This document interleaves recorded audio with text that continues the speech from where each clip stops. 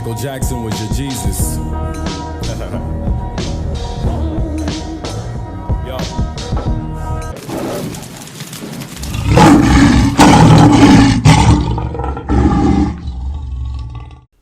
Welcome back to the Palace. I'm your host, Crown Vic.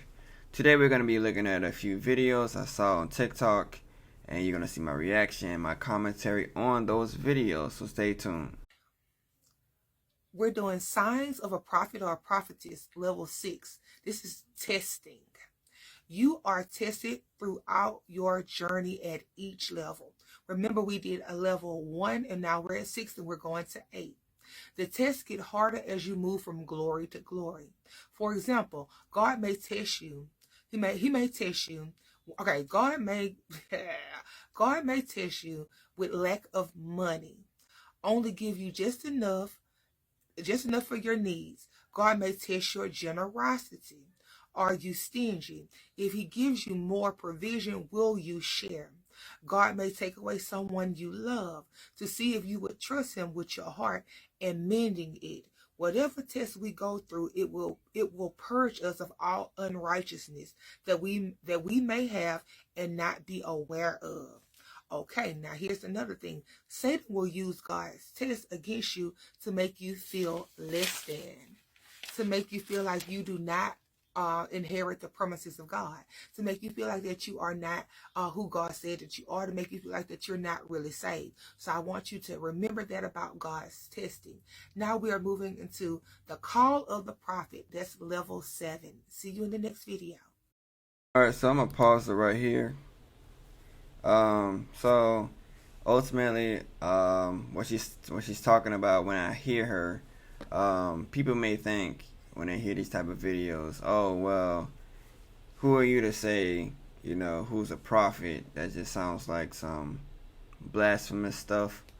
You know, from the right might say that, from the left or the extreme left might say that just sounds like a whole bunch of, you know, made up stuff, you know, just kind of like how they used to back in the day throw people into the volcanoes because they believe in a volcano god type stuff. It's primitive to believe in certain things, but my stance on this is beyond that. All right, so I see it from a more spiritual standpoint, and by that it's all consciousness, it's all energy.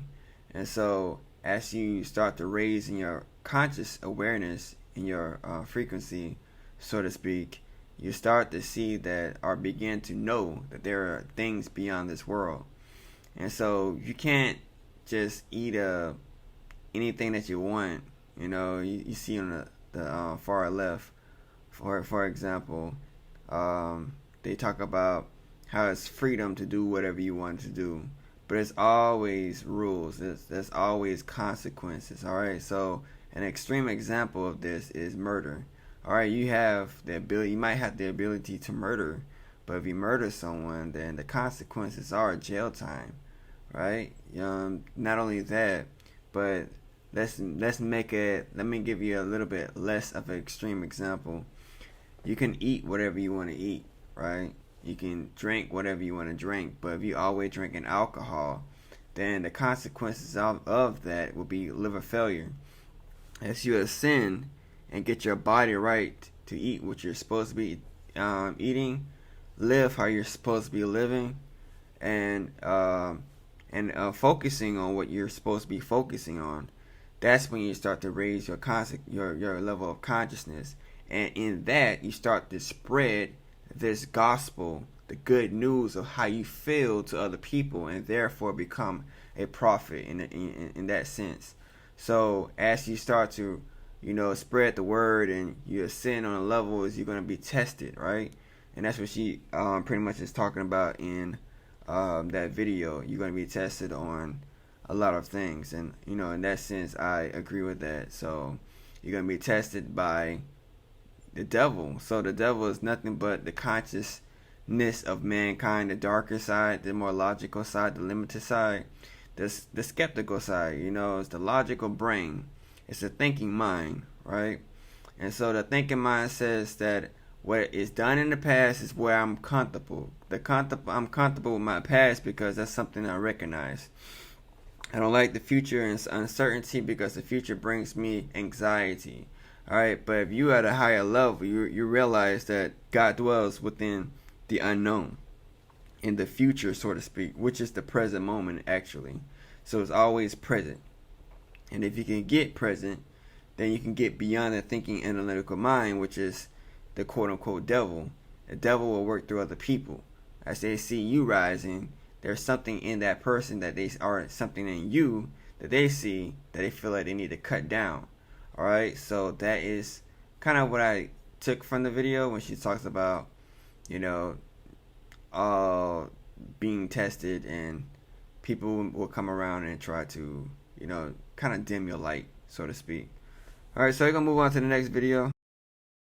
Tattoos are spiritual portals able to open you up to high vibrational beings or demons. Through the symbols and things that you put on your body, you are opening up spiritual portals able to connect with your being on a deep level. This connection will allow for the energy of whatever you put on your body to manifest within your being.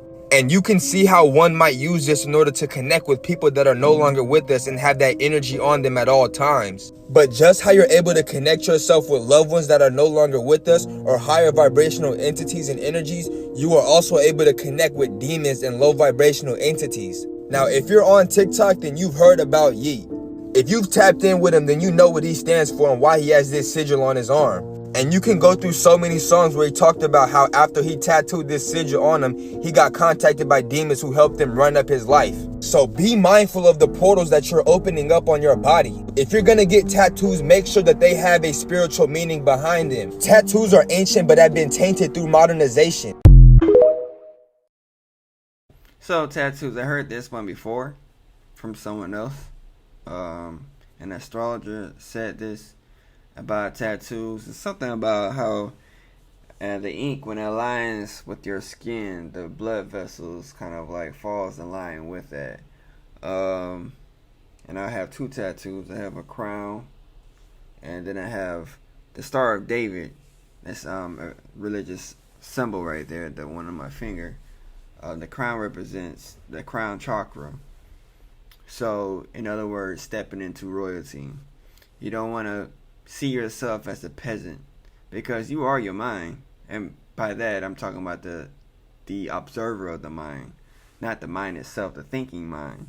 So the observer of the mind, which is the one that creates the reality, or aka also known as the unconscious mind.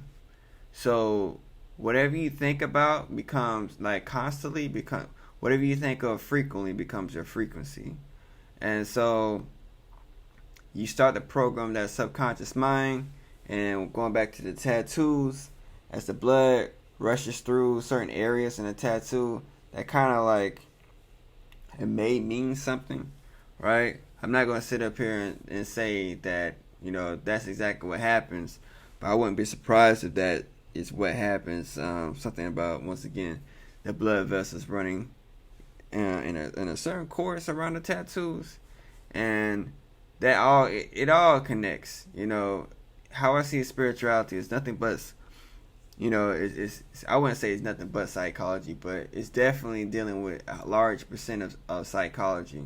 But really, when I speak on spirituality, everything literally is spirituality. You cannot go anywhere without, you cannot think of anything ever. Everything is spirituality, because everything is energy. Energy is, you know, spirituality. It's like literally condensed energy becomes matter. And that's what we see and what we feel and what we interact with every single day. And same thing when it comes to tattoos. Alright, I don't think you get tattoos by coincidence, though. I think there are forces beyond what we can see, because we're going to see a certain amount of reality.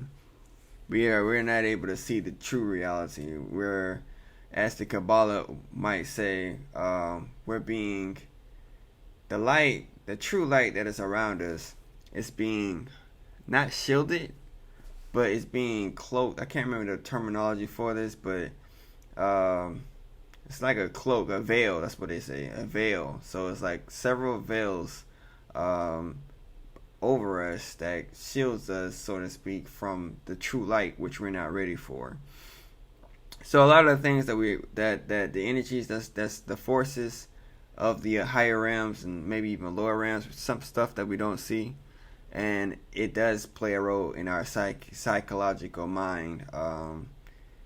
When you see people who are anxious, who are exhausted, tired, depressed, this, that, and the other, in our modern Western society, we chalk it up as just a malfunction of the brain, chemicals and imbalance. But I think it's something beyond that. All right, I don't think, and I don't even believe this stuff. I know it to be true. I know it to be true. That's why we have vibes when we interact with people. It's all electricity in the air, and so when you come across this type of person, you can feel the vibes, and there are spirits and entities out there that literally latch onto your vibes, like kind of like the law of attraction, like attracts like. All right, so going back to tattoos once again, it's all connected. It's all connected. All right, last video.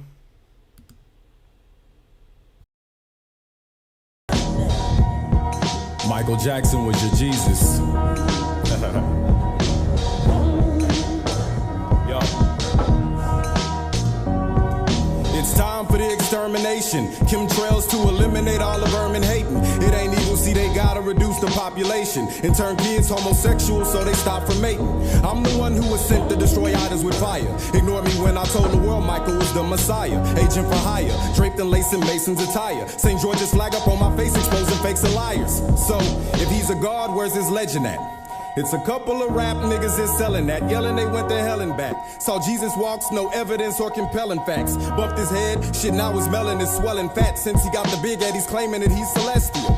Mike stated clearly that most these niggas is vegetables, detestable. Dead niggas acting extraterrestrial, with nothing contextual that validates that they're credible. These niggas must be credible, must think that they're not edible, making outrageous statements uncheckable, illegible. These niggas ain't gods, these niggas is frauds, stealing steak as if they was gods. These niggas would all be feeling me. No sympathy for simple thieves or gimmicks using similes, who started out as backpacker rappers but now are deities. And damn near every nigga done skied at the chickies seated, believe it, ayy. They don't even want me to say it.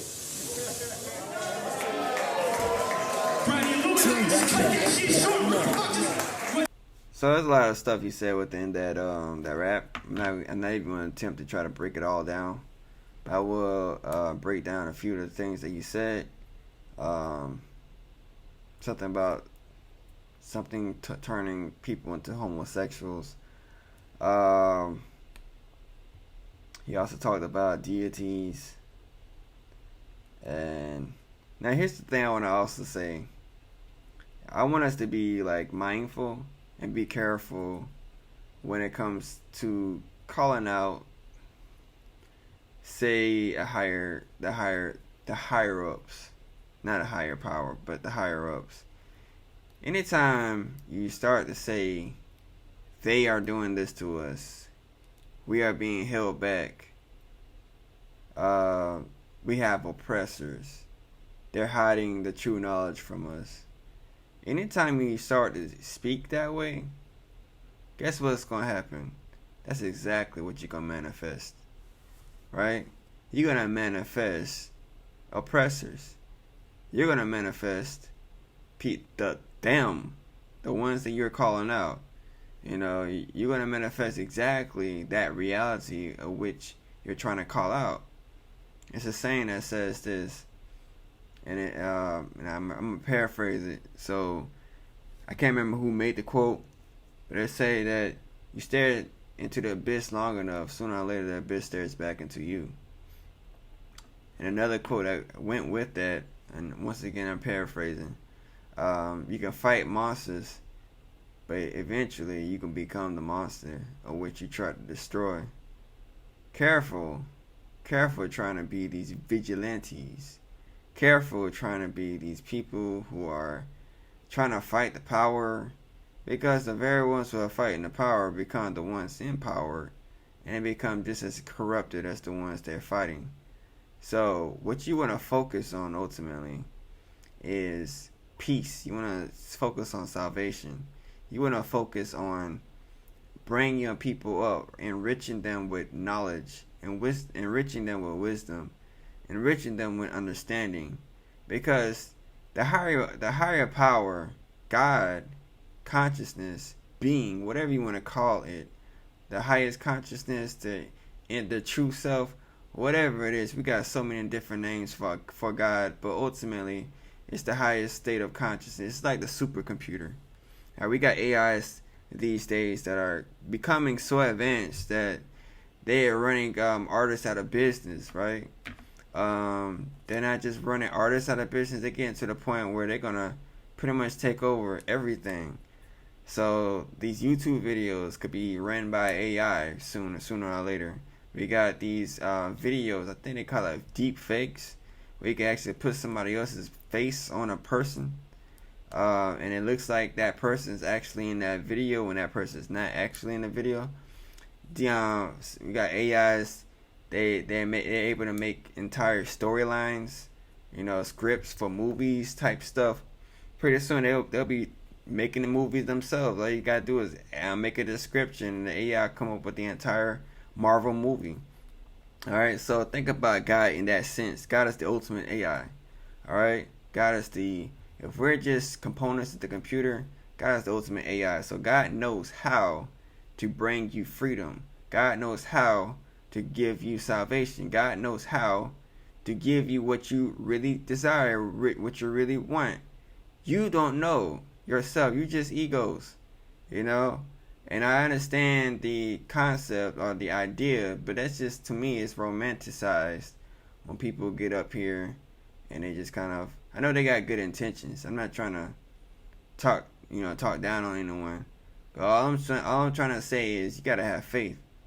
You got to have faith, because once you start to separate yourself and say they are doing this, you're separating yourself. You're separating yourself from creation. And what you want to do is you want to integrate yourself. You want to say, what part of myself is paranoid? Because I'm paranoid about something. And it might be so. I'm not saying that they're wrong. There are things that's happening, by the government. But at the same time, you got to realize God can change the government. God can change, just like he did in the Bible. He changed. He made Pharaoh's heart harden, and then he made him release the people. He made them let him go. You see, you got to understand that the true power comes from within. It doesn't come from outside of yourself. It's not, true revolution is not fought with guns. It's not fought with smoking and canisters in the street.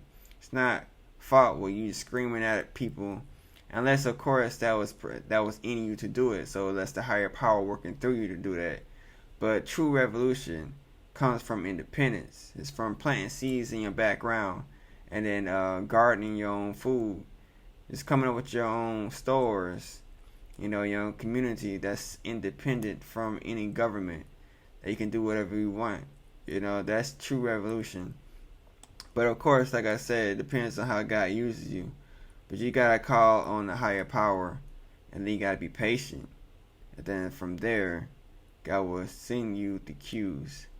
Alright, so this is Crown Vic. I just wanted to give you that little insight on these videos that I saw on TikTok. I may have more later on, so stay tuned.